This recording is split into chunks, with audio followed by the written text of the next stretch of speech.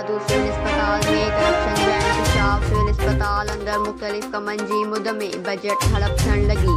ज़िले इंतज़ामिया जी ख़ामोशी सवालिया निशान बणियल। दादू 14 ग्रेड अकाउंटेंट जी सीट ते 11 ग्रेड जो जूनियर क्लर्क हसन खुश्क 20 सालन खां गैर कानूनी तौर मुक़र्रर जंहिं करप्शन जी बाज़ार गरम करे ॾिनी आहे।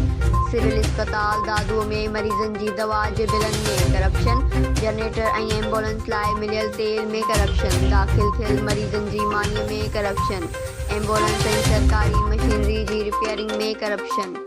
5 वार्डन में सफ़ाई लाइ इस्तेमाल थींदड़ फिनाइल समेत सामान में करप्शन।